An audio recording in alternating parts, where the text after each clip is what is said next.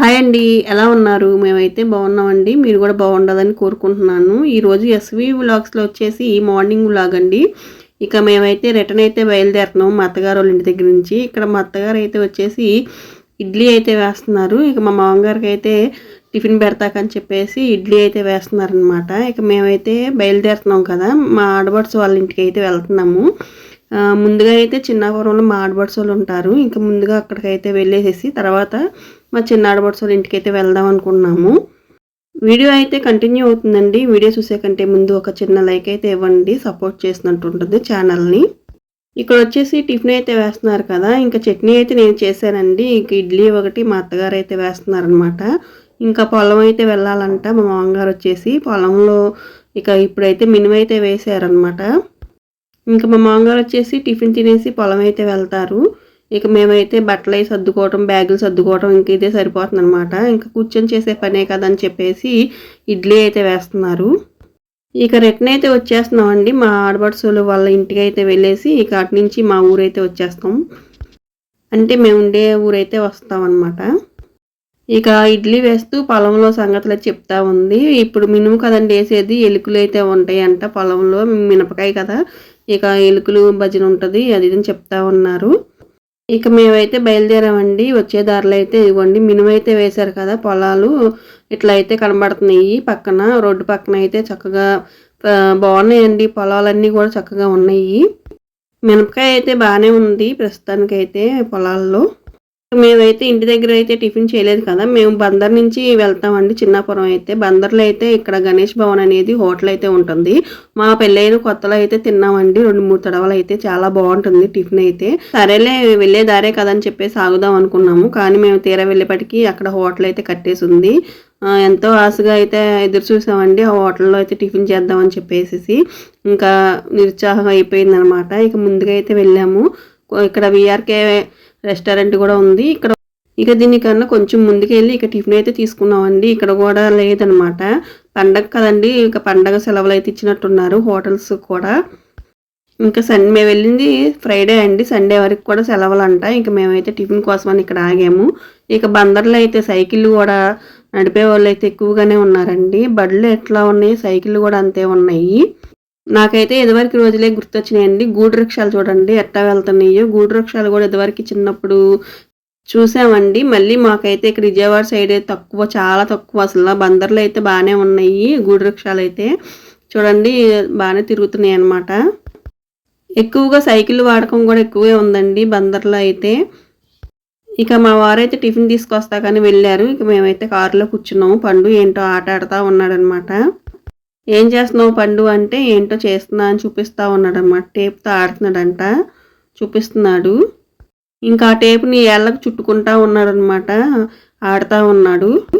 ఇక ఇక్కడ చూడండి రోడ్డు మీద గమనించారా మీరు, రోడ్డు మీద ఒక అబ్బాయి టిఫిన్ రోడ్డు మీద పెట్టుకొని తింటా ఉన్నాడనమాట. వేరే ఒక అబ్బాయి వచ్చేసి పక్కకి రమ్మన్నా కానీ రాలేదనమాట. ఇంకా అట్లా తింటా ఉన్నాడు రోడ్డు మీద. అటు ఇటు వెహికల్స్ అయితే వెళ్తూ ఉన్నాయి, దుమ్ము పడిద్దేమో అని చెప్పేసి ఆ అబ్బాయి రమ్మంటున్నాడు ఆగి కూడా. ఇంకా తనైతే వెళ్తలేదు. ఇంకా మా ఆడబడుచు వాళ్ళ ఇంటికి అయితే వచ్చేసామండి. తనైతే ఇక మేము వెళ్ళామని చెప్పేసి చికెన్ అయితే తీసుకొచ్చారు.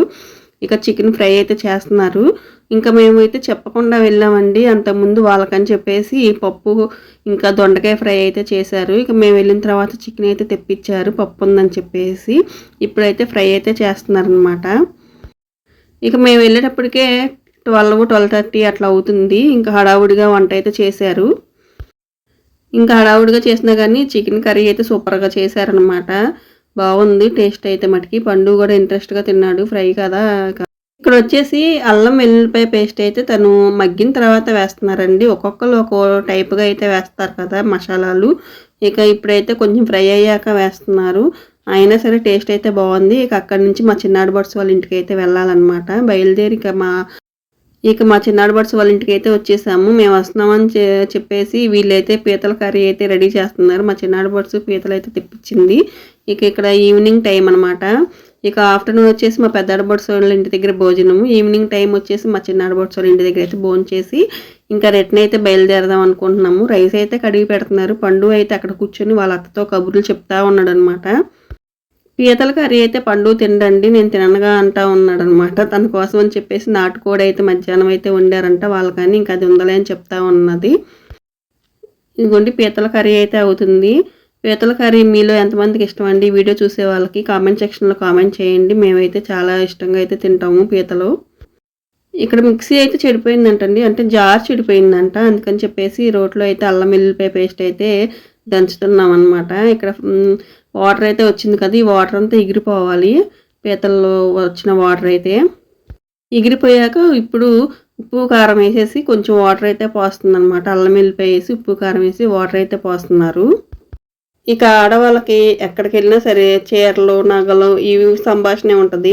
మీలో కూడా అంతేనా? మేమైతే కలిస్తే మటుకి చీరలు నగలు ఇంకా వాటి గురించే మాట్లాడుకుంటూ ఉంటాము. ఇంట్లో వస్తువులు ఏం కొనుక్కున్నావు ఇంకా అలాంటివే ఉంటాయి అన్నమాట సంభాషణలో. తనైతే చీరలు తీసుకుందంట, చూద్దు అని చెప్పేసి చూపిస్తుంది అనమాట. ఇవి వచ్చేసి కాటన్ చీరలు అండి, చాలా బాగున్నాయి. ఇవి కాటన్ అయితే చాలా మెత్తగా ఉందండి. బ్లౌజ్ కూడా వచ్చిందంట, చూపిస్తుంది అనమాట. ఇక తీసుకున్నదంట చూపిస్తుంది. దాంట్లో ఒక చీర నన్ను కూడా తీసుకోమని చెప్తా ఉందన్నమాట. ఒకటి తీసుకోమని చెప్పేసి నచ్చితే తీసుకోమని.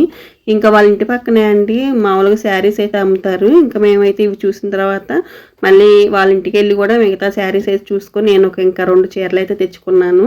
లేడీస్ ఎక్కడున్నా కానీ ఇట్లాగే ఉంటుందండి. ఎన్ని చీరలు కొన్నా సరే చీరల మీద అయితే ఇంకా వెళ్తానే ఉంటుంది మనసు అనేది.